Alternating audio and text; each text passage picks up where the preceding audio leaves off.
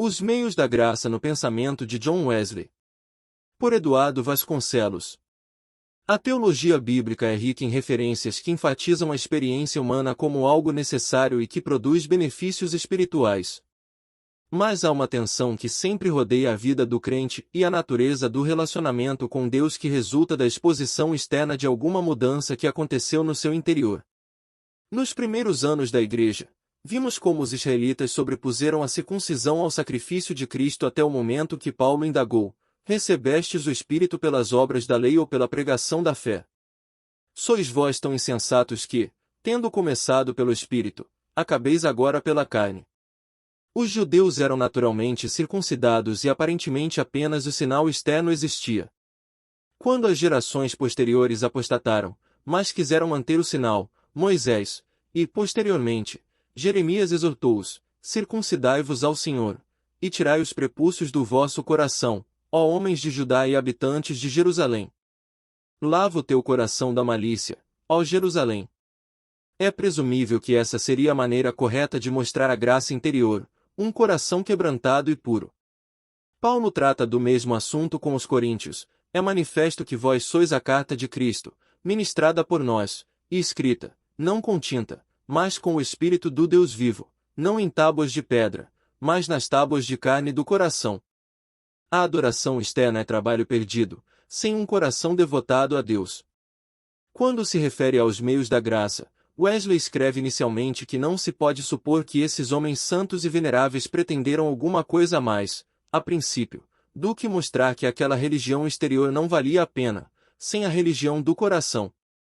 Contudo, isso não significa que ele despreze a mudança exterior. Ele entende o metodista como aquele cristão que busca a inteira santificação, do coração e da vida, sendo tão tenaz da santidade interior, como qualquer místico, da santidade exterior, como qualquer fariseu. Para o pai do metodismo, o novo nascimento é um nascimento no espírito e isso implica em mudanças tanto exteriores como da alma. Não apenas uma mudança exterior, como da bebedeira à sobriedade, do roubo, ou furto para a honestidade. Este é o conceito pobre, estéril e miserável daqueles que nada conhecem da religião verdadeira, mas uma mudança interior, do temperamento iníquo para todo o temperamento santo, do orgulho para a humildade, da impetuosidade para a mansidão, da impertinência e descontentamento para a paciência e resignação, em uma palavra, da mente mundana, sensual e diabólica, para a mente que estava em Jesus Cristo. E isso está diretamente relacionado com seu entendimento sobre o sacramento, uma expressão dos meios da graça, de maneira que este é um sinal exterior da graça interior, e os meios por onde nós recebemos o mesmo. Assim chegamos à sua definição: sinais exteriores ordenados por Deus para serem canais da sua graça preveniente, justificadora e santificadora. Quando escreveu seus Conselhos para as pessoas chamadas metodistas, Wesley insistiu que eles constituem um grupo que de forma contínua e tenaz insiste na necessidade absoluta da santidade universal, tanto no coração como na vida, no amor alegre a Deus e paz, na evidência sobrenatural das coisas não vistas, na inspiração do Espírito Santo para produzir qualquer bom pensamento, palavra ou ação, que insistem nas formas externas de adoração. Parece que Wesley se esforça para estabelecer um selo sobre os metodistas, um povo que produz manifestações sobrenaturais com formas externas inspiradas pelo Espírito. Dessa maneira, um sinal externo poderia estar relacionado a uma graça interna se o Espírito Santo fosse o artífice desse trabalho. Se pudéssemos estabelecer esse princípio, evitaríamos problemas de compreensão relacionados a uma suposta eficácia ou eficiência do meio. Eu penso que a comunicação efetiva da graça de Deus através dos sacramentos resulta de uma efetiva sujeição ou percepção, sincera, verdadeira, por parte do homem. E se o Espírito Santo testifica a todos que o Espírito de Deus habita em nós, não resta dúvida de que a graça foi manifestada de forma eficaz. Mas isso não é tão simples como parece. Aprofundando o debate, a teologia perguntará se os sacramentos atuam ou não ex opere operato, se o seu funcionamento eficaz depende ou não apenas da presença da fé no participante, mas também da obra da fé. A resposta de Wesley vai além do sola fides, e por isso ele valoriza os meios da oração, da leitura e meditação da palavra de Deus, do batismo e da participação na ceia do Senhor. Contudo, uma ação meramente humana estará muito distante do ideal. Embora Wesley entenda que a graça se manifeste para que o relacionamento aconteça pelo meio, a ação do Espírito é fundamental nessa relação. Ele explica: os meios exteriores, quaisquer que sejam eles, se forem separados do Espírito de Deus, não podem favorecer, afinal, não pode conduzir, em algum grau, tanto o conhecimento, quanto o amor de Deus. Desse modo, segundo esclarece Maddox, surge uma mediação espiritual da graça através do ato de ter comunhão, porque apesar de Cristo ser a causa meritória da graça provida à humanidade, ele não é a causa eficiente pela qual ela é conferida ao homem. Esta causa eficiente, ou poder, no sentido mais apropriado, é a presença do Espírito Santo. Esta foi uma preocupação de Wesley. Para ele, os meios não têm poder intrínseco, isto é, separados de Deus são como uma folha seca. Portanto, a mera ação é inútil. Não há poder para salvar, somente no Espírito de Deus. Na prática, Wesley aconselha, usando todos os meios, busque somente a Deus, olhando apenas para o poder de seu Espírito e os méritos de seu Filho. As ordenanças exteriores de Deus são muito benéficas quando elas progridem na santidade interior. Presença e caráter de Deus através da sua graça. Situado num contexto anglicano, Wesley ampliou a comunicação efetiva da graça para além dos meios presentes na adoração tradicional e incluiu os meios próprios dos metodistas, como as reuniões de classe, as festas de amor e os cultos de renovação da aliança. Henry Knight argumenta que essa expectativa dupla sobre a graça reflete a preocupação bifocal de Wesley de que as pessoas experimentarão não só a presença de Deus, que as fortalece, mas também a identidade ou caráter de Deus, que fornece o padrão para suas vidas. Do ponto de vista de Knight, Wesley adotou os meios metodistas porque estes eram tipicamente mais eficazes em despertar uma abertura para a presença de Deus do que os meios anglicanos tradicionais, embora dependesse do meio tradicional para fornecer descrições objetivas do caráter de Deus como contrapeso às apropriações antinomianas da presença de Deus. Mesmo assim, Wesley protesta veementemente contra a teologia tradicional que, segundo ele, é um erro de consequência tão perniciosa para as almas dos homens, porque direta e naturalmente tende a impedir a obra interior de Deus em todas as etapas da vida cristã. Ele explica: por exemplo, está um homem descuidado e indiferente, completamente morto em delitos e pecados. Exorta-o, então, suponha que ele é da sua opinião, a cuidar de sua alma imortal. Eu cuido, diz ele. O que significa meu cuidado? Porque, o que deve ser, deve ser. Se eu for um eleito, devo ser salvo, e se eu não for, devo ser condenado. Pressione-o então para despertar o dom que está nele, para operar sua própria salvação com temor e tremor. Ai, diz ele, o que posso fazer? Você sabe, o homem não pode fazer nada. Se você perguntar, mas você não deseja salvação? Você não está disposto a ser salvo?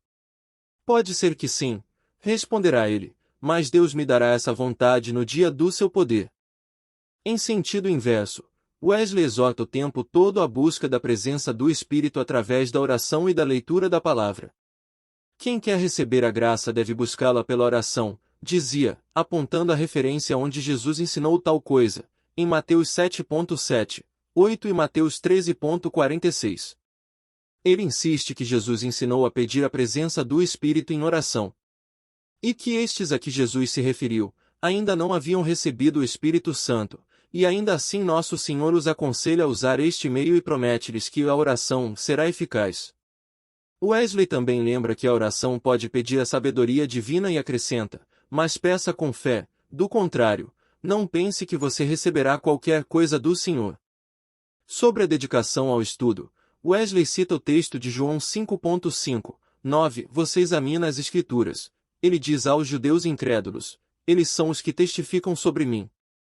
E para esse propósito ele os aconselha a escrutinar as Escrituras, para que eles acreditassem nele. De acordo com Wesley, das palavras de Paulo a Timóteo, aprendemos que este é um meio pelo qual Deus não apenas dá, mas também confirma e desenvolve a verdadeira sabedoria. Crescimento na graça e conversão. Wesley garantiu que participar da ceia periodicamente promovia o crescimento na graça de Deus daqueles que assim o desejavam. Que este seja um meio habitual de receber a graça de Deus, é evidenciado pelas palavras do apóstolo que estão no seguinte trecho: o cálice de bênção, que abençoamos, não é a comunhão, ou seja, a comunicação, do sangue de Cristo. O pão que partimos não é porventura a comunhão do corpo de Cristo. Ele acreditava que participar da comunhão era o primeiro passo para operar nossa salvação. E sua prática pessoal mostrava isso claramente. Ele recebia a comunhão toda semana e encorajava os metodistas americanos a celebrar a ceia semanalmente também. Wesley se referia a ela como o grande canal, pelo qual a graça do Espírito é conferida às almas humanas. Segundo Timothy Tenney, o que faz Wesley pensar diferente é que ele vê os meios de graça como um canal para transmitir não apenas a graça preveniente, mas também a graça justificadora e santificadora. Em outras palavras, Wesley entendeu que a oração, a leitura das Escrituras e até mesmo a ceia do Senhor podem ser usadas por Deus para converter alguém à fé. No início de seu ministério, Wesley acreditava que a conversão somente acontecia num momento de manifestação da graça divina. Quando se tratava da pregação, esta somente poderia ocorrer dentro da igreja. Consequentemente, a salvação somente acontecia em ambientes fechados. Ao considerar o mundo como sua paróquia e pregar nas praças e campos, houve uma mudança radical no seu entendimento sobre os meios da graça. Além de extrapolar os limites físicos, de acordo com Maddox, Wesley passou também por uma transição sobre o significado dos meios da graça.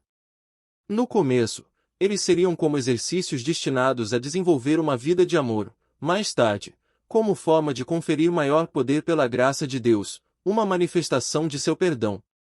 Este equilíbrio que Wesley Maduro estabeleceu entre uma insistência de que a capacitação para a santidade é um dom imerecido da graça de Deus conferido por diversos meios, e a recomendação de usar esses mesmos meios como exercícios para nutrir, colaborativamente, essa santidade, foi corretamente identificada como o gênio da espiritualidade metodista. Além disso, Wesley percebeu que cada meio de graça poderia ser adequado ou recomendado para esta ou aquela pessoa.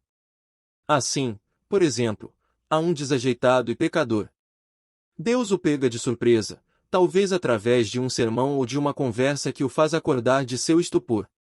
Outro, que se enxerga como um pecador, depois de lutar por algum tempo com esses escrúpulos, resolve, e portanto, continua no caminho do Senhor, escutando, lendo, meditando, orando, tomando a ceia do Senhor, até que Deus, de acordo à maneira que melhor lhe convier, fala ao seu coração e diz: tua fé te salvou. Vá em paz. Sobre o uso e benefício dos meios. Mesmo sabendo que Deus instituiu os meios como forma regular de entrar em sua presença, Wesley reconhece alguns limites ao discorrer sobre aqueles que transformam o meio, em fim de sua própria religiosidade, aqueles que descansam satisfeitos, na forma da religiosidade, sem o poder, e pensam ser cristãos, embora Cristo nunca tenha sido ainda revelado em seus corações, nem o amor de Deus esparramado por todos os lados, apenas por fazer uso desses mesmos meios. Wesley admite que dificilmente o poder de Deus se manifeste assim porque tais pessoas desconhecem o significado verdadeiro da salvação pela graça e da restauração para o favor e imagem de Deus, não por algumas obras, méritos, ou merecimentos seus, mas pela graça livre, a simples misericórdia de Deus, através dos méritos de seu bem-amado Filho. Naturalmente Wesley deve estar se referindo ao batismo e algum outro sacramento ou sinal exterior, onde um coração duro encontra guarida mesmo distante de Deus. O mesmo não pode ser dito da oração a menos que seja um mantra, ou da leitura da palavra porque ambas fazem parte do diálogo divino humano cuja voz ou gemido inexprimível leva o som do Espírito Santo. Por isso, não parece ser correto equiparar estes meios ao batismo, por exemplo, ainda que este simbolize o começo de uma nova vida, ele não revela uma comunicação direta de Deus com o homem. Tratando-se da graça, o batismo reflete o efeito da graça na vida do homem enquanto a oração e a meditação são canais efetivos de revelação para Cristo. Com relação à ceia do Senhor, temos aqui uma aplicação eclesial muito específica e importante. A ceia é um memorial com a sua própria liturgia. Seus elementos asseguram a presença do Espírito de Cristo e a graça de Deus. Portanto, há uma recomendação de que não seja tomada de maneira alguma, indignamente, para que não haja pessoas doentes e debilitadas na congregação. Wesley entendeu que a graça de Deus transmitida através dos meios promove a santidade. Vemos como há uma relação direta entre tomar a ceia corretamente para que haja saúde na igreja e crescer na vida de santidade. Graça além dos meios. Finalmente, Wesley sugere a espera pela manifestação divina, entre outras recomendações, depois de ter usado algum desses meios. Cuide em como você valoriza a si mesmo, nele. Como você se congratula de ter feito alguma coisa grande. E admite também que a graça divina pode se manifestar por outra via. Quanto à maneira de usar os meios, naquilo em que realmente depende a transmissão de alguma graça, cabe, primeiro, retermos sempre o senso claro, de que Deus está acima de todos eles. Ter o cuidado, por conseguinte, de não restringir o onipotente. Ele faz o que quer, e quando quer que lhe agrade. Ele pode transmitir sua graça, tanto através dos meios que ele tem apontado, quanto fora deles. Talvez, ele o faça.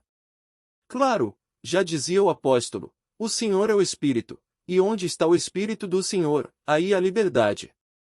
Eduardo Vasconcelos é teólogo e ministro nazareno, editor-chefe da editora Sal Cultural.